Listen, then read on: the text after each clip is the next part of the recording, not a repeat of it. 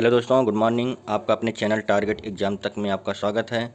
दोस्तों 31,661 शिक्षक भर्ती प्रक्रिया तो लगभग 90% निपट चुकी है, लेकिन इस भर्ती को लेकर कुछ आज की बड़ी अपडेट है।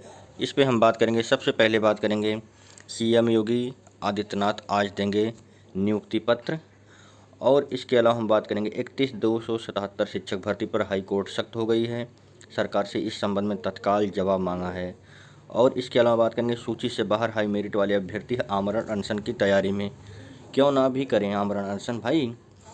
कम मेरिट वाले अभ्यर्थियों का सिलेक्शन हो रहा है, हाई मेरिट वाले उसी वर्ग उसी कैटेगरी के उसी मतलब कैटेगरी के अभ्यर्थी बाहर बैठे हैं और लो मेरिट वाले अभ्यर्थी का सिलेक्शन हो रहा है, तो स्वाभाविक से अभ्यर्थी धरना प्रदर्शन करेगा, भूख हड़ताल करेगा। इन तमाम मुद्दों पर दोस्तों हम बात करेंगे, लेकिन सबसे पहले अगर आपने हमारे चैनल को सब्सक्राइब नहीं किया है तो सब्सक्राइब कर लीजिए, ताकि आप लोगों के पास दिन भर की लेटेस्ट वीडियो की अपडेट आप तक सबसे पहले पहुंचती रहे।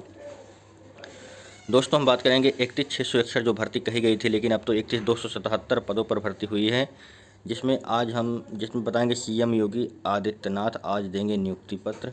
जिन अभ्यर्थियों का सिलेक्शन हो चुका है, काउंसलिंग में उन्होंने काउंसलिंग करा चुकी है, लगभग 90% काउंसलिंग प्रक्रिया पूरी हो चुकी है।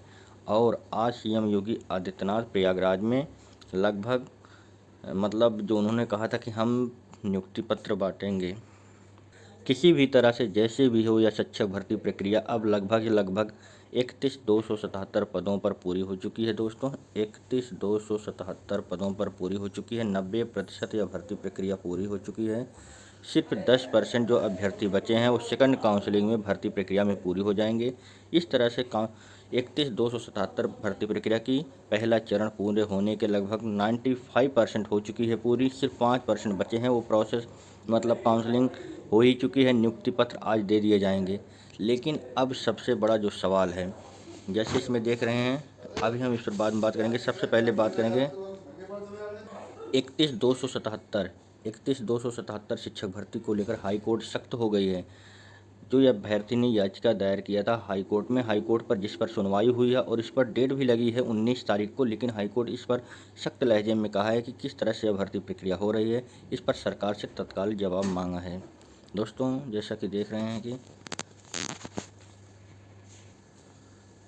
सहायक अध्यापक भर्ती को नियुक्ति को लेकर चुनौती। जैसे कि इलाहाबाद हाईकोर्ट ने 69,000 सहायक अध्यापकों के भर्ती के तहत 31,661 जो पदों पर नियुक्ति को लेकर हाईकोर्ट में चुनौती दी गई है। आरोप है कि कम मेरिट वाले अभ्यर्थियों को देख लीजिए कम मेरिट वाले अभ्यर्थियों का काउंसलिंग में बुलाया गया है, जबकि उससे अधिक अंक पाने वाले अभ्यर्थी काउंसलिंग से वंचित कर दिए गए। क्यों ना वंचित हो जाएं? आखिर सरकार किस न पारदर्शी तरीके से भर्ती कर रही है। किसी ज़िले में सीटों से ज़्यादा भर्ती हो रही, किसी ज़िलों में सीटों से एकदम 10% भर्ती हो रही, किसी ज़िले में 90% सीटें भर जा रही हैं, किसी ज़िले में तो सिर्फ 10% सीटें ही भर रही हैं। आखिर किस तरह से भर्ती हो रही है? कम मेरिट वाले अभ्यर्थियों का सिलेक्शन हो रहा है, अधिक मेरिट वाले अभ्यर्थी बाहर बैठे हुए हैं।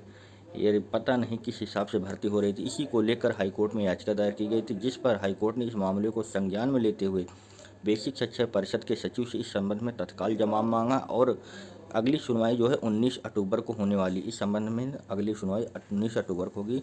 संजय कुमार यादव की याचिका पर सुनवाई करते हुए आदेश या जो है न्यायमूर्ति अजित कुमार सिंह ने दिया है,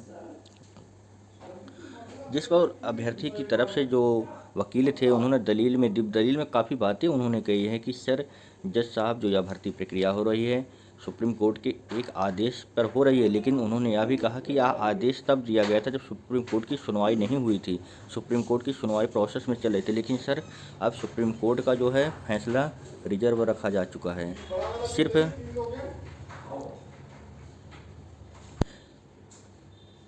सिर्फ जज साहब फैसला आना बाकी है। 2-3 महीने बीत चुके हैं, फैसला एनी टाइम भी आ सकता है, लेकिन सरकार ने अभ्यर्थियों के विरोध को देखते हुए यह एक तत्काल निर्णय लिया है, जो कि उचित कदम था। लेकिन योर ऑनर, भर्ती प्रक्रिया इस तरह से किया जाना चाहिए ताकि किसी के साथ अन्याय ना हो, लेकिन यह भर्ती पूरी तरह से पारदर्शी तरीके से नहीं है। उन्होंने डाटा भी रखा, जज सबके सम्मुख प्रस्तुत भी किया।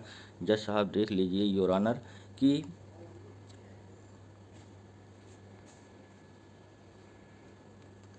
जिसमें उसने उनका शैक्षणिक गुणांक जिसका 69.5 है, लेकिन काउंसलिंग के लिए उसे नहीं बुलाया गया है। जबकि ओबीसी वर्ग में उससे ही कम 68.5 शैक्षणिक गुणांक वाले अभ्यर्थी को सिलेक्शन के लिए यानी काउंसलिंग के लिए बुलाया गया, उसको सिलेक्शन भी हो गया। आज उसको नियुक्ति पत्र भी दे दिया जाएगा। इस संबंध में जज ने तत्काल निर्णय लेते हुए सख्त आदेश दिया है कि अब बेसिक शिक्षा परिषद सचिव को आप जल्द से जल्द हाईकोर्ट में अपना डाटा प्रस्तुत करिए, किस हिसाब से भर्ती किए हैं, किस हिसाब से भर्ती आप अपना कर रहे हैं। दोस्तों, मुझे तक जहाँ लगता है यह भर्ती प्रक्रिया भले ही काउंसलिंग बढ़ हो जाए, नियुक्ति पत्र बढ़ जाए, लेकिन अंत में यही होगा, ढाक के 3 पाँत वाली हिसाब से भर्ती हो रही। अंत में भर्ती प्रक्रिया फिर से एक बार स्टे आएगा, निरस्त होगी, पुनः काउंसलिंग होगी या भर्ती का भरता होता रहेगा। दोस्तों, अगर आपने हमारे चैनल को सब्सक्राइब नहीं किया है तो सब्सक्राइब कर लीजिए, ताकि आप लोगों के पास लेटेस्ट वीडियो की अपडेट आप तक सबसे पहले पहुंचती रहे। आज सीएम जो है 921 अभ्यर्थियों को नियुक्ति पत्र देंगे शिक्षा मंत्री, जिसमें दिया गया है प्रदेश में 90% लोगों ने करा ली है काउंसलिंग।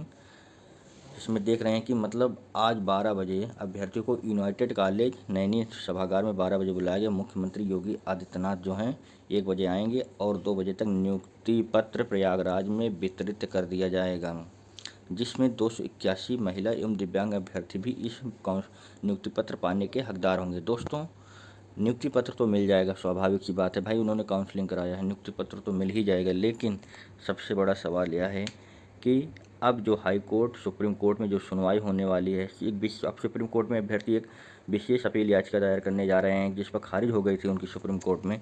लेकिन सुप्रीम कोर्ट में जब डाटा रखा जाएगा, सामने प्रस्तुत किया जाएगा, तब कुछ न कुछ विशेष चीज़ इस संबंध में देखने को मिलेगी।